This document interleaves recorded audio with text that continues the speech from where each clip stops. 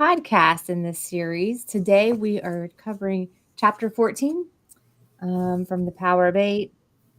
You can see it here. And this chapter is the Twin Towers of Peace. The author describes how using the power of eight, transforming the Twin Tower incident, taking that day, and instead of going through and replaying the visions that we had typically seen on our televisions, how do we transform that into more of a day of peace? And I think there's one quote here that I love is, what action can we take to bring visionary solutions into the world? So I really believe that's what the intention experiment was. There's wonderful data to back that.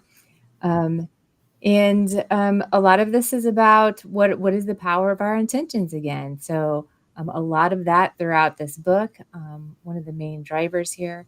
So Pollyanna, um, co-host Pollyanna is with us, as well as me being the co-host. So welcome everybody. Pollyanna, what were your takeaways from chapter 14, the Twin Towers of Peace? Thanks, Jennifer. I'm happy to be here again with you. One of the things I'm just going to read it out, and then it was where she talked about many people in the power of eight circles. This was before she got into this particular larger experiment. Were connecting so closely with their focus targets that they experienced the same effects. And she gave one specific example of, in one workshop in the Middle East, we sent intention to heal the arthritis that the person Mahud was suffering in his right hip. And 4 of the group suffering pain from arthritis also felt markedly better after sending Mahud intention. And so,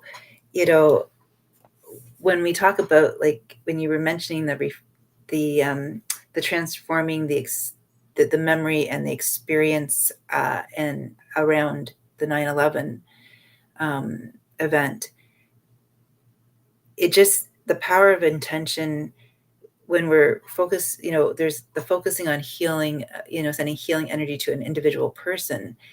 And I think more and more people are feeling that maybe that could be more possible. And this book definitely shows that it is. When it comes to something like a large catastrophic event like 9/11, sometimes I feel like people that I've encountered have shared, oh, I don't know if I could have any impact. And what I love about this chapter is that it highlights and reemphasizes and illustrates with actual data how important it is that we remember the power of our intentions, so that we can be that new earth together. We can co-create it together. We can transform through our collective energies and the old experiences into something healing, into something uplifting, into something restorative. And that's what I really loved about this chapter, is that, an event like 9/11 is so massive that I feel sometimes in the face of it, the fear that comes up for people is the fear that I'm powerless over these huge events. And what I love about this chapter is it flips that around and says, you have this incredible power, we each do, within ourselves, that if we just shift our focus to that and gather, as she had people gather in the peace experiment for 9/11 and join and link arms and join forces, the amount of decrease in violence that went down. There's a lot of data in this chapter that goes into that. Attacks, violent outbursts. It was marked, and it was similar to the experiments in Sri Lanka too. So again, what I love about this book is it takes it from the personal level, on a smaller group scale, to that collective global level. And this, I feel, is part of what we're meant to be discovering, that's emerging through all of us, which is the new earth consciousness, is that I love the Einstein quote. That's what's just popping into my head right now. I You love can't solve a Einstein quotes level. too. You know the one, yeah. We quote it all the time. You can't solve a problem at the same level of consciousness that it was created. And these experiments exemplify that, that if we keep spinning the same old stories that we saw in the news over and over again, where does that leave us? Yeah. Yeah. I would like to, you had said a couple of things, just shifting your focus. And that's so key, shifting the focus. And then looking at I'm only talking about this because this is in this specific chapter and I think everybody can relate to it. But replaying the scenes of that day, that just keeps that energy stuck. That's just that story that we keep stuck. And if we're not refocusing our intention for the vision that we would like to see, then you're going to keep replaying that over and over and over and not move forward with the intentions of peace and love. And that's the direction that this chapter is really talking about. But we can also take that that macro level view that all of us can relate to, that one story, but take it down to just our own story in life. That's the lesson that we really want to get from this chapter is, how does that relate just to our life? If we keep replaying the old story of what we didn't like over and over, you keep that stuck. It's like you keep that energetic stuck in you. You've got to overwrite it. You've got to, what is it that you do want? Refocus on what you want. And that's what you're going to bring into the world. You taught consciousness was something else that you mentioned. And that is that is one way that you can lift your consciousness state, is to just focus on all the good until that's what you see around you.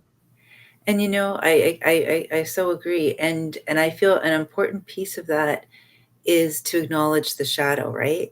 Because, the shadow is the part of us that is fearful, the part of us that um, is, we, whether it's on the collective level, something that, we've watched on the news, experience loss from on a personal level too, or something else, a physical condition, um, a loss of a job or loss of a family member, whatever the case might be, that there are parts of us that come up that are scared or sad. And I feel that's part of the transformation too, because the light of our awareness, like as I see it, consciousness is awareness. Like that's a synonym for it.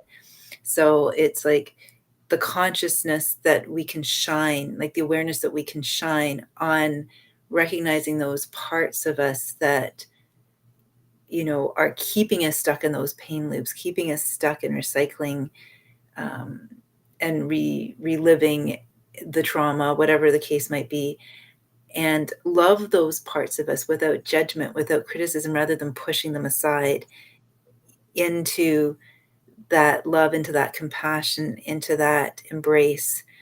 Then that's how we return to wholeness. And that's how, like if you think about a flashlight, right? If there, I know, or even, I'm going to actually, rather than, well, I want to use a flashlight because I'm talking about light, but I believe I've seen them, inside the flashlight, there are those little, I'm not an engineer, I know you are, but but they're like, I don't know what you call them, but they're those little like individual circles of light.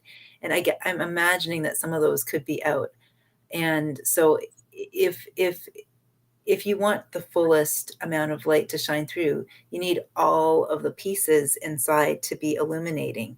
If just one or two are, you have light, but it's dimmer. And it's not because it's a bad flashlight, right?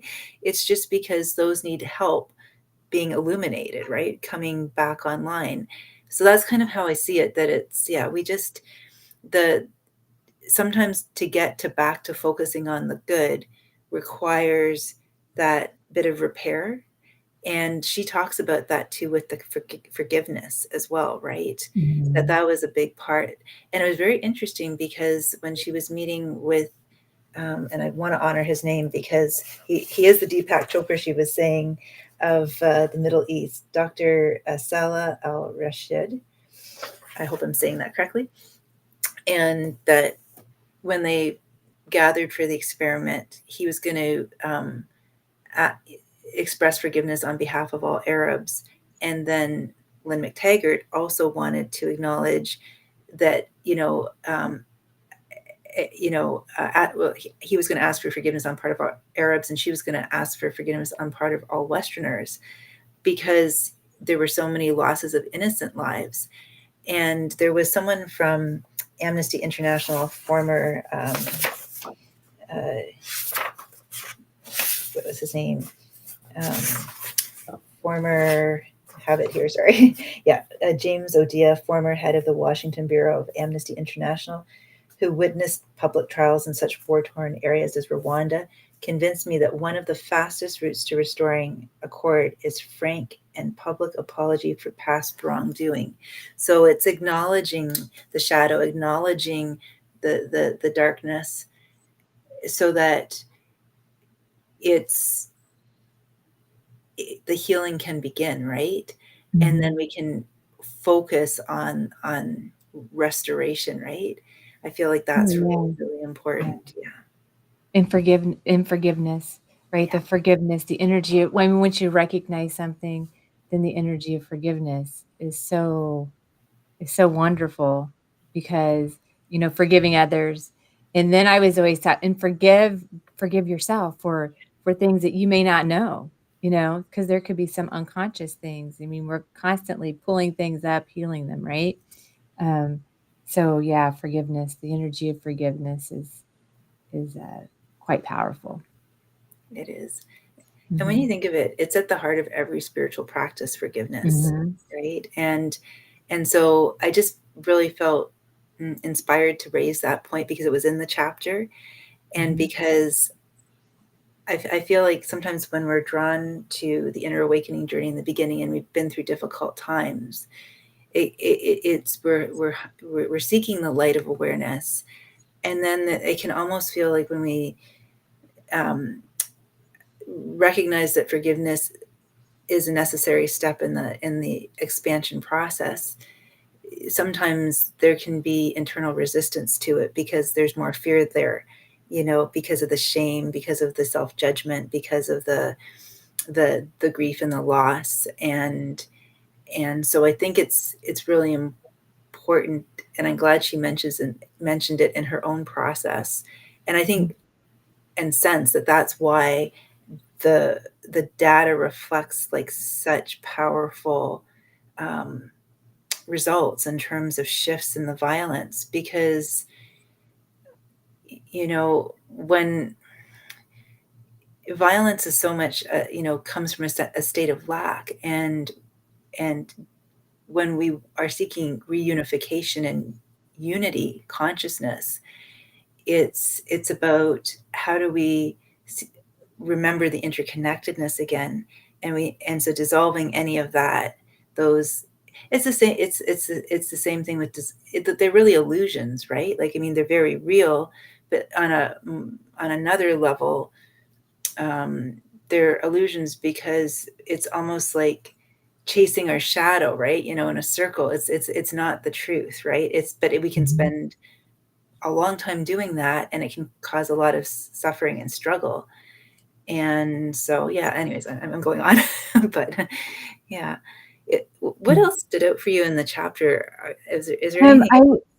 I would just like to touch one more point on forgiveness, because it is at the root of every spiritual practice, anybody I've learned from before, but it's at the root of any mindset class, any sort of manifestation class. Anybody you're listening to is going to talk about forgiveness, because it's so fundamental on shifting, on moving forward.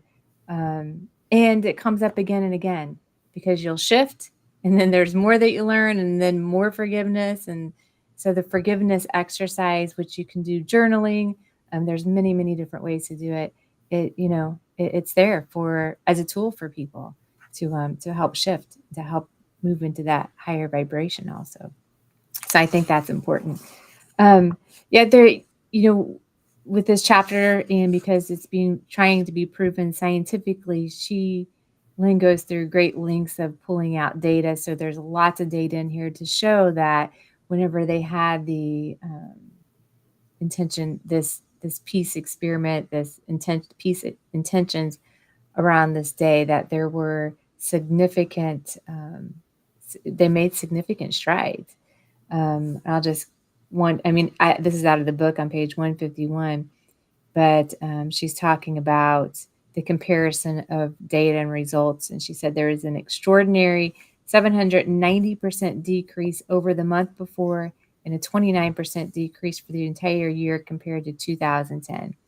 And then the trend carried on where they were seeing less and less violence. She had a little bit of problems getting the correct data from people.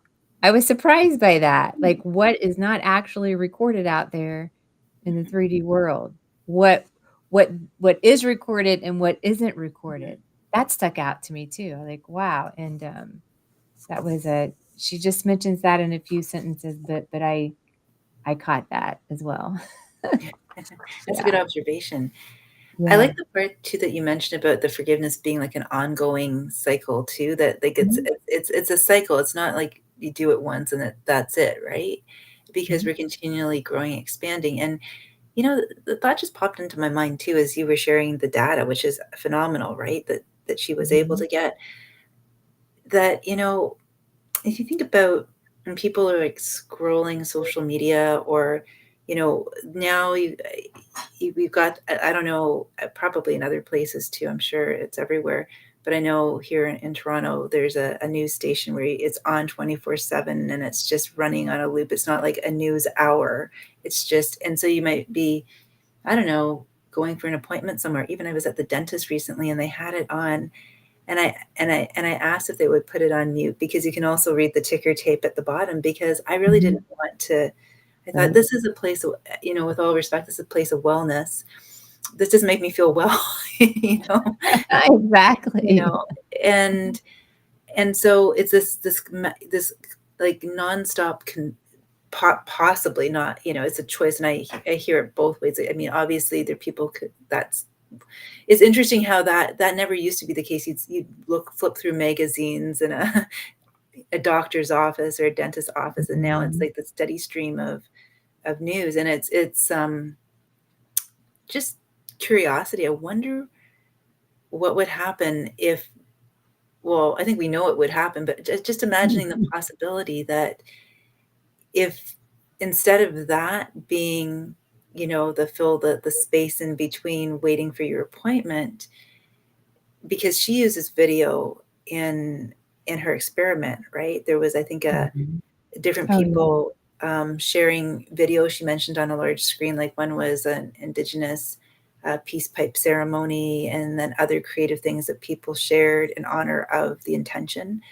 Wouldn't Mhm. it be amazing if we had in these TVs, where we're just, shifting gears from one place to another appointment, something there, about focusing on peace, or, you know, just helping Yeah. support us to bring our awareness to new possibilities and creative visionary solutions, and just even to make us feel good and inspired, and Yeah. and help us remember it's, you know again, media is just a tool and we're using it to ourselves right now. So it just, there's so many It would new definitely shift. It would potentials, definitely right? shift Yeah. the collective consciousness if that's all we had to watch was more inspirational things. I mean, people can do this experiment on their own at home, right? If people are engaged in the news that's not so good, just shut it off for a couple months and turn on some positive things and see how your life shifts. It's really easy to do. It's not that hard, you Yeah. know. It's just not that hard. I think sometimes people get caught up in the dramas, and in that in itself is a little bit of an addiction. You know, Yeah. an addiction to get out of because it's not helping anyone. Yeah. And you're right too. I mean, like that addiction is, we can get hooked into those those spikes in our emotions, and in the fear, we get addicted to certain emotions through the stories and things like that. There was one time I looked up, I'm like, is there the positive news? And I found a place that was positive news. You did. Yeah. So it's like, it's out there. I feel like just having it become more accessible, like just, it's accessible, but just, it's that shift in consciousness. So this is, I guess, why we're here sharing all of this right now. Yeah, That's my it intention, is. And for, I had talked to Medina, who does, she's from Australia and she does podcasts as well. And I was watching some of hers whenever I was talking to her. I'm like, you're like the kind of the good news network, right? So I think we're all doing our part and sharing good news and trying to let people know what we know, what we've experienced. But we need to be on a major network. That's what we need to do. one day, right? We're not reaching the masses yet. Yeah, it's such a powerful tool, and I feel like that's, at least because we always talk about the chapter and more. Mhm. I've been noticing shifts around me, especially this week going back into the classroom. There's a lot of joy. I was sharing that with you just before Mhm. we hopped on here together live, and in a way I haven't quite felt or sensed before to this degree, because oftentimes in the past, there've been so many changes, in the world, and we've had to adapt to so many things in education, and with that, human beings, we tend to sometimes resist change. That's pretty normal, right? And dig your heels in. This year, this past week has felt really joyous. There's just been a lot of joy, a lot of celebration, and just positivity, and I want to stay tuned into this channel. How about you? What have you been noticing? Yeah, I mean, I notice the same. I really believe that as we change, each individual, as I change myself, as you change, as each person changes, that reflects on our outside reality. Yes. So, and then other people are doing the same. So, see, we're all kind of lifting. But that's what my experiences have been. The more inner work you do, the more your outer reality follows that. Yes. Yes. Mhm. And that's where even our intention together from reading this book and sharing it with all of you has been, and we've got the landing page up now too. Um, we mentioned it in the last show, and I think that was the first time we mentioned it, right? That we Mhm. are looking to start our very own Power of Eight group. And if you would like to be someone who would like to volunteer to either send or receive energy as a part of this group, there's a landing page at meetthelight.com. I think it's /power of eight. Is that correct? Yes. Great. Okay, I got it Yeah, right. that is correct. And what we have initially thought of doing was more from, what sort of healing do people need, which I think which is good because that's more tangible for results that we can show. Um, but then whenever I read this chapter, they're talking about the Power of Eight groups really supporting a lot of different things. Like on the very first page, uh, Dinah was one of the girls who asked to receive some positivity, and she needed support to overcome her fear of not having enough money. Mm-hmm.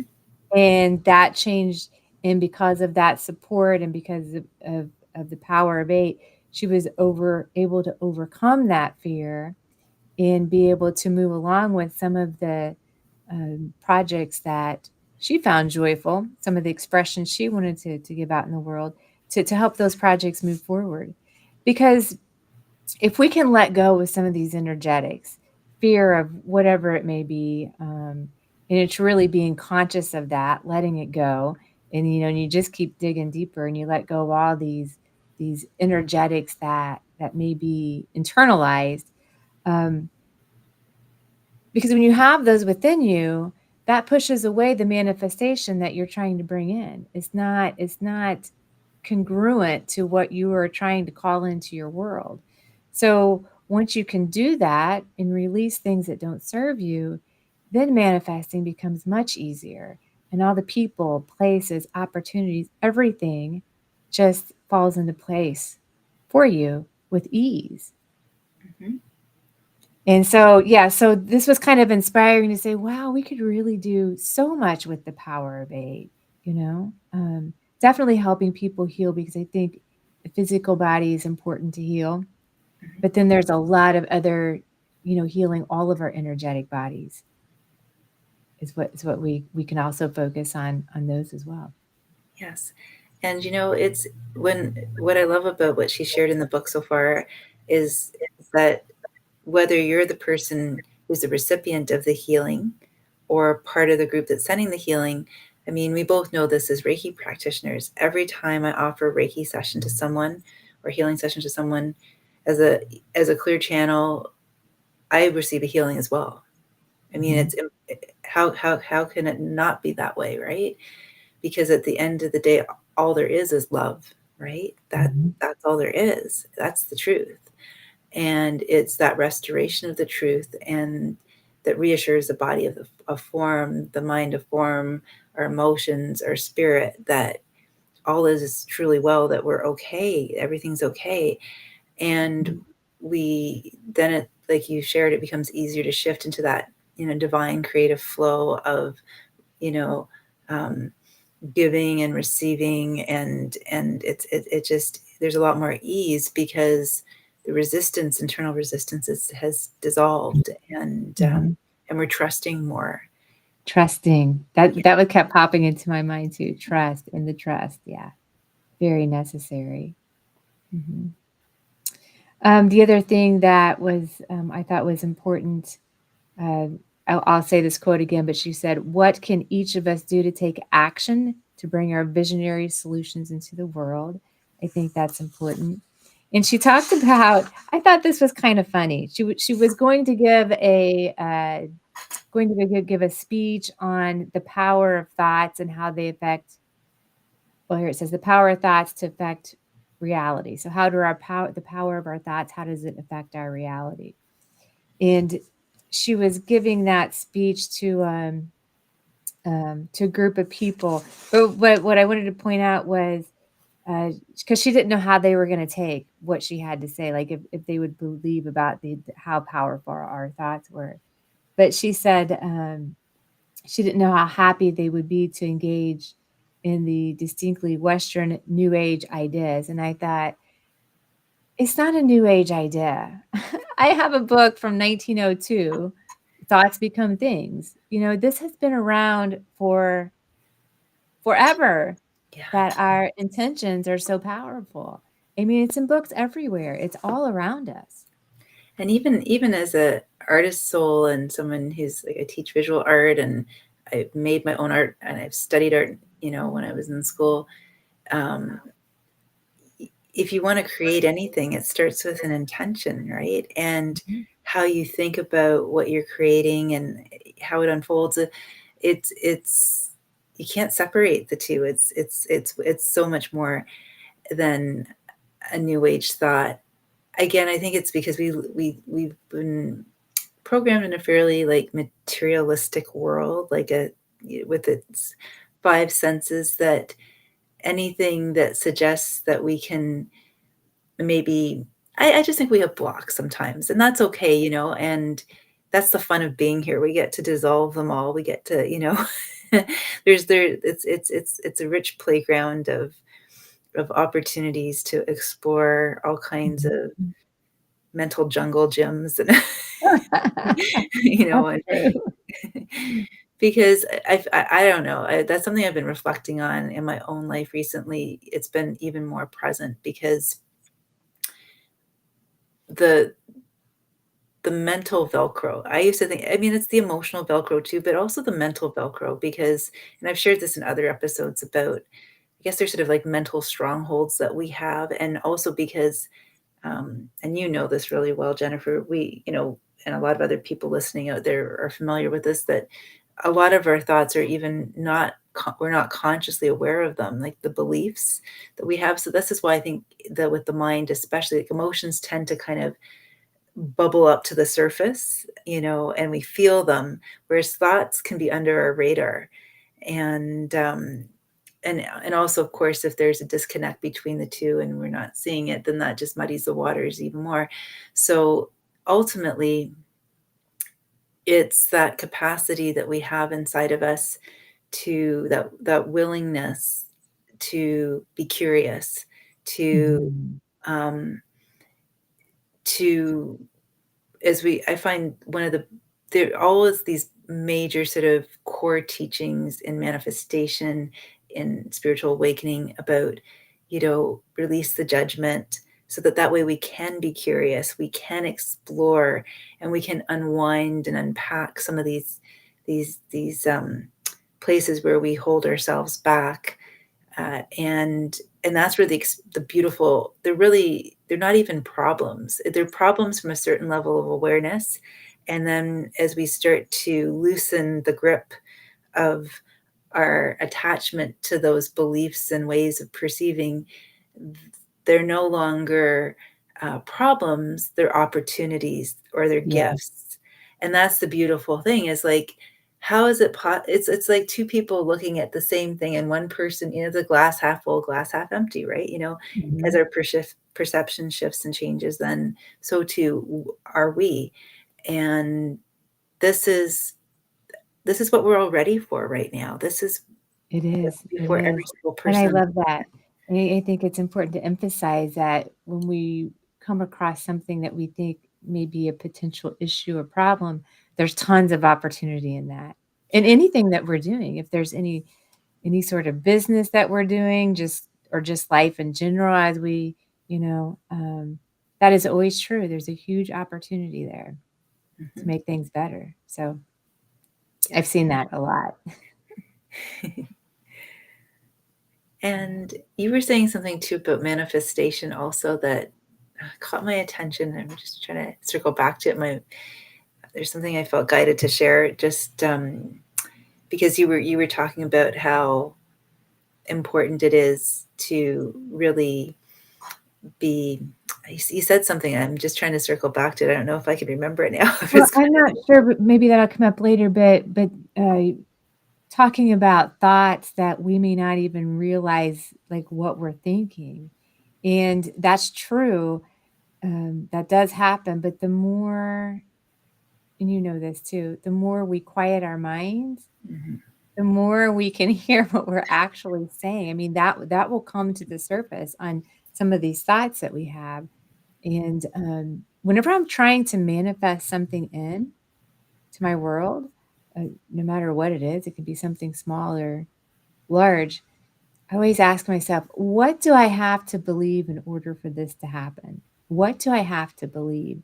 And sometimes you'll see right away where your limited beliefs are.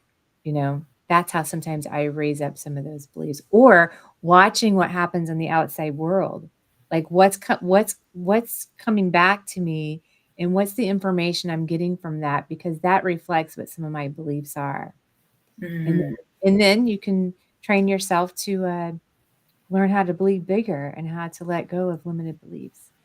Yeah. Yeah, there was something in that, because it was this again, the finding the message, like you were talking about, the what's the learning. And even earlier on, before too, when I was mentioning that part about when we are facing those parts of us we haven't wanted to look at, I feel more and more it's really the work is that's the inner work of being willing to, like you mentioned, quiet the mind is a really important way, Mhm, you know, trust, go into that place and space of non-judgment and compassion, ultimately, mhm, where we are open to the possibility of learning from this experience, rather than just getting stuck in repeating it and just saying it is what it is, right?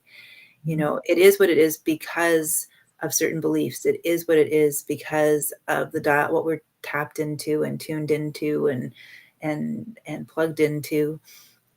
And as soon as we are willing to consider another way of looking at what we've been looking at, Another perspective, a another fresh perspective, perspective. yeah, Yeah. then things can shift in a millisecond, right? We've Mhm, all had mhm. those lightning bolt moments, those aha moments, and it's not just in the mind. It's like it's that deeper, even felt sense. I don't know about you, but like for me, like that felt sense is how I describe it, where sometimes those really big laser moments come in of clarity, and it's beyond what my mind can comprehend at first, and then it has to almost like stretch to meet up with that sort of felt sense. It's like a felt sense Mhm. awareness, like that something just my whole body sort of almost like a pendulum or like a ping or a ding or Yeah, well, it feels lights like up. to me, it feels like I don't know, it just feels like the Because it it's feels like beyond there's words, right? something like, okay, yes, like you just it's like it's like it's anchored in your heart. It's like it's Mhm. there. Yeah. And it's a feeling. I mean, I feel it. Is that what you're talking about? Is Yeah, that for you? I sometimes call it even like a full body yes, Okay. where there's like no room for, well, or, like Mhm. there's none of those like doubts or things coming in. It's just like in the moment, So it's a strong, so just full so body try to yes. describe that. I have had, similar things, reactions with my body, and in one description that I can give, I wanna see if you feel the same Okay, way, I'm if this is what curious. you're talking about, is like, it feels like if you could like all the cells in your body, it feels like they're vibrating like this. It's like they're lighting up, lighting up, lighting up, like, "Yes, yes, yes." That's how it feels. It's a feeling. Yeah, it is a feeling. I actually I like how you describe that because that's actually what I do feel inside is this sense of expansion, like it's like everything. It's like a the ampage of or the wattage or whatever the wattage of the light has just been like a floodlight, whew, Mhm. like and it's visceral, it's palpable. It's beyond the thought. So I just wanted to share that too because often in my own journey, if I've had sticky beliefs that, haven't been, that I would serve me to kind of let go of or loosen up at least, it starts with that sometimes that visceral experience to then integrate that into the awareness and then choose a different belief I bu- because I because it really anchor like you use the word anchors it in your heart, right? Mhm. It Mhm. anchors it somehow, and you're like, okay, every part of me is on board now. It's what I mean? It's like there's no one who's jumping ship or, rocking the sails. It's like everyone's like fully on board. Everyone's in harmony, together, like all these aspects of self, thoughts, emotions, body Yeah, in all your sync, I guess bodies is are a better way. aligned, all your physical and emotional bodies, your emotions, your mental capacity, everything's aligned. That's what it feels like to me. And as a dancer too, another word for that would be flow state, right? Being in that peak Flow state, performance, yeah, that I love flow that, state, I love right? that. Mhm. The grace. Flow and ease, trust. I say that to myself a lot. Flow and ease, trust. Yeah, that's what you gotta have. It's so true. And it's available for all of us. And we have so many opportunities to practice Mhm, and go into it and then learn through contrast, which feels better. And then, get curious about how do we get into it in the first place? mhm. What works, what takes us in, what takes us out. And I feel like these groups are a great way to play with that too, another playground to explore that. Yeah, yeah, it is. We talked about beliefs, and I always think, "How can I think bigger than what I'm thinking now?" Because I think so I mean, I feel like my beliefs are huge, but then there always seems like there's still some limited beliefs that will come up that will surface. And I always wonder how much further do you have to go until you're completely, Yeah. have no limited beliefs, because there's a lot in the beginning. There's so many. And then you look back and go, oh, wow, I can't even believe I believe those things. Some of the things that we're taught, that we're all taught. And then Yeah. it just keeps going, right? It just keeps expanding. You just keep dropping limited belief systems. Yeah. It's so true. I mean, it's, I sometimes see it as, this is just an image I get in my mind, like it's sort of a playful image of a retractable mountain that just when I feel like I've gotten to the top of the mountain, then another mountain pops up and then another one. I'm like, oh, come on, that's not fair. Like, stop I it. thought we were there. It's kind of like I see it as like a toy that like pops up and another one pops up. And I'm like, okay, come on, stop it. It's just, I've worked so hard to get here, I think So, that first layer, that first step, is probably one of the most foundational ones, and probably one of the, I mean, just go through that one, and then I feel like it gets easier. It's like having the persistence to say, okay, I'm here, and I want to learn more about who we really are, and this power within, and what we're actually capable of. And that's what drives me. And there's so many miraculous things that happen. And I know there's more. There's always more. yeah, it's realizing that it's something we can actually do. Like it's something it's a way we can approach living our life. Mhm. And, and I think that just opens up doors that I agree with you. That's the first biggest step to even recognize that that's even an option. Mhm. Mhm. Absolutely. Yeah. All right. Anything else that happened this week that was magical or mystical for you? Oh, I feel like there have been like actually a lot of little things, moments, uh, just the way people are talking about things around me. I feel like people are open. And I had a colleague of mine share with me, I'll just share that little story because it's kind of fun, about how Mhm. well she was when she was traveling this summer. And her and her friend who had been traveling together had been biking, and then all of a sudden they were biking down a hill, but then they had to get back up the hill, and they were exhausted, and they thought, realistically, how are we going to get back up this hill? We need someone with a pickup truck to give us a lift. And they looked around, there was nobody around with a pickup truck.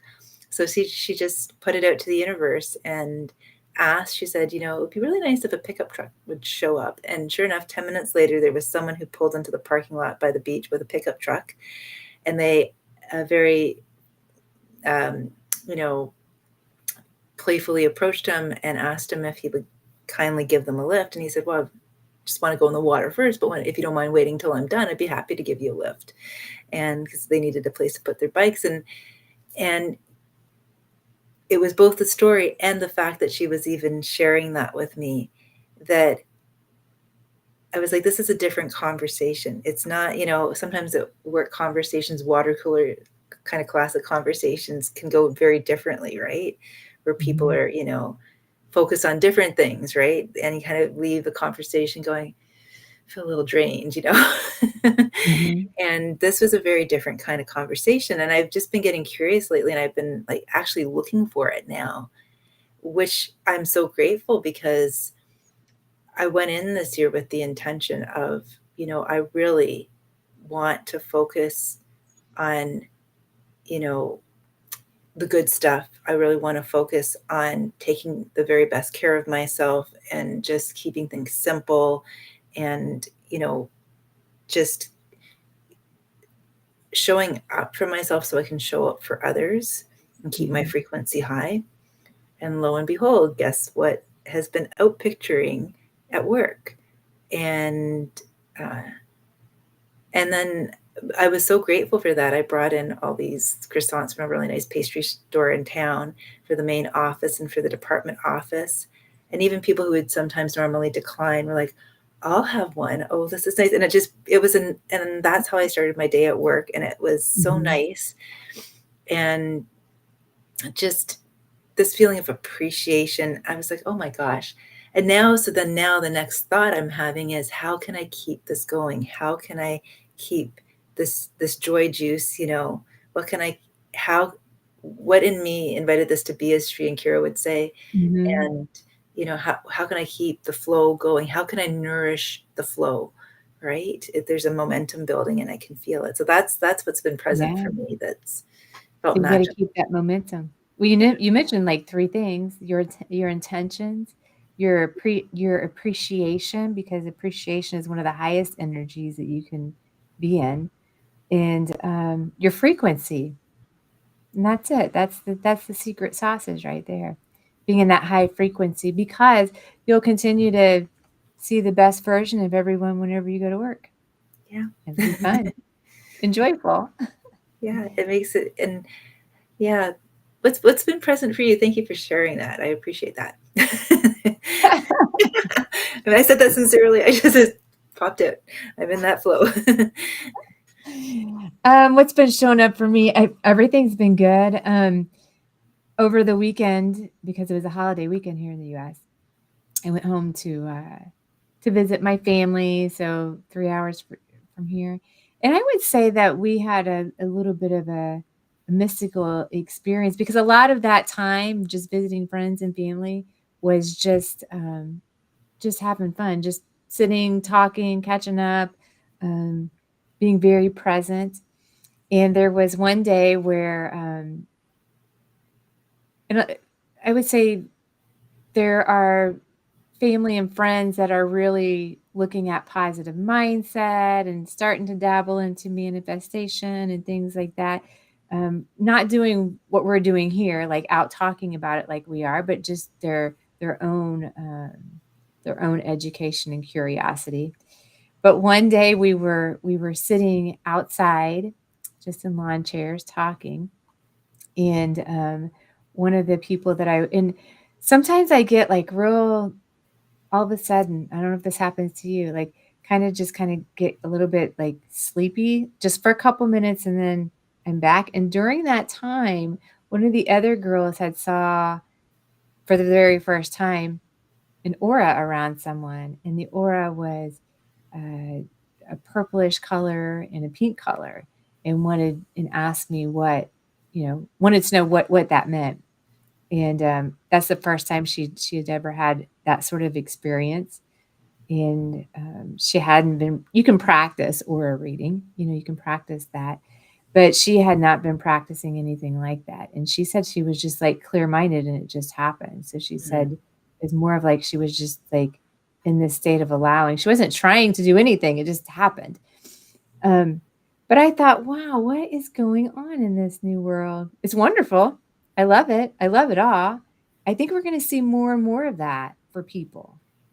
You know what? You're so right. I can see that, and it's so beautiful to witness too those Mhm. moments where, and you said something, a couple things that were really key too. She wasn't trying, Mhm. and she was just sort of open to it, right? Like Mhm. she didn't shut it down, and it's great when we can witness people having these not. It always shows up when we're ready to receive it, right? Yes. And the beautiful thing is, it's great to have people around us who this is just natural, and just the way life is, and so there's no one around that person having that beautiful natural expansion moment, you know, to say otherwise, other than to support and in the sense of, celebrate that moment with the person. And just, and not even it's not even about making a big deal about it. It's just about allowing it to be as natural as breathing, as natural as, and just let it unfold, it could support the energy to unfold, and just be present to it, and acknowledge it, and in so doing, just be that beautiful soul mirror for the person experiencing it, that, hey, Yeah, and I think, this is important to say that if there's experiences like that, and it's the first time that we've experienced that, sometimes our paradigms or our limited beliefs will wanna pull us back and be like, "Oh, no, you didn't see that." You know what I mean? Yes, So I yeah. would say be open to it and just experience what you've experienced and accept, like you said, accept it as natural. Don't let our old paradigms pull us back, because she was describing to me, I saw it, and she said, then I looked away for a second, I looked back, and she said, and that's what I saw. And I know what I saw because, right? Because that old paradigm that we have, our old belief systems will kind of talk within our head saying, now, wait a minute, are you seeing that or not? Until it becomes more natural. And that's the thing we were just talking about before too, that knowing, right? Where you just know, you Mhm. know what you experienced.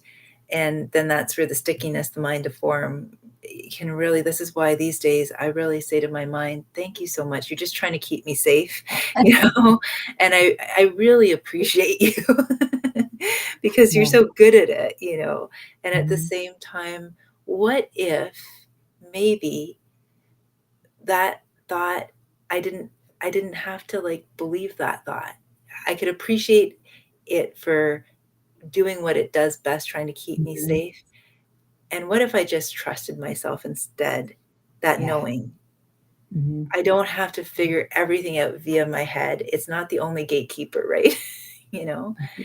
And, so oh, I Well, I love think our mind is sometimes the gatekeeper that doesn't allow the good in. You know what I mean? It's like locking us down into old paradigms. You gotta get through that. Um, but also, I also wanted to say that if people are experiencing this, and what I did whenever I started experiencing things was to journal it down, like the good point. day, what I experienced, because I didn't really talk to a lot of people about it in the beginning. Now I'm freely sharing, but I just journaled it down to get past the paradigm, because one day it might be like, now wait a minute, but then you have all those pages of journals and experiences of things that happen, and I think that helps you push into get out of that old paradigm and push into this, I don't know what we want to call this. It's almost like it's definitely a higher level of consciousness. Maybe this is what they call the new earth experience. Also, I don't know what the different terminologies are, but it's a different paradigm. It's a De different. Yeah, definitely different paradigm, and al and also I feel like sometimes this is where as we do awaken and just having the courage to share it, you know, Mhm. trusting ourselves to know this is a safe space, and I think this is where also as for all of us, we're exactly where we need to be on the inner awakening journey as we're even like we're doing here, sharing this. You know, if any of you, uh, who are, you know, who've been watching our episodes and are here live and wanna comment, this is a great this is something you can a gift you can give yourself, right? To Yeah. share it. This is a safe space where you can share it and, feel seen and Yeah. heard, and so that that is louder than anything that the mind of form might seek to, you know, distract you by. And I've noticed too that when I've shared and I've just trusted myself to share in different contexts where my mind of form before would have told me, no, don't share there because they're not open Mhm. to it. I prejudged Yeah. situations when because I was scared in the beginning about sharing too much. So I like your point about journaling. It gave other people permission and it pleasantly surprised me. And it also helped me unwind the belief that I was alone, which again is an illusion in having Mhm. these experiences, because all of these experiences are bringing us back to that sense of unity consciousness, because Mhm. they're capacities that every single one of us has. And, you know, even something as a deck of playing cards. I remember when I was studying at the Transformational Arts College here in Toronto, and one of my teachers in the Divine Connections program was talking about tarot cards, and a lot of people can have like some stigma around tarot for many reasons. And we were taught it wasn't fortune telling, it was just divination. And um, the modern day playing card deck has within it embedded, you know, that whole um, system of, you know, reading signs and symbols. which is what is basically what our subconscious is doing when we're sleeping at night and we're dreaming, right? It's interpreting our experiences and relaying them back to us through signs and symbols.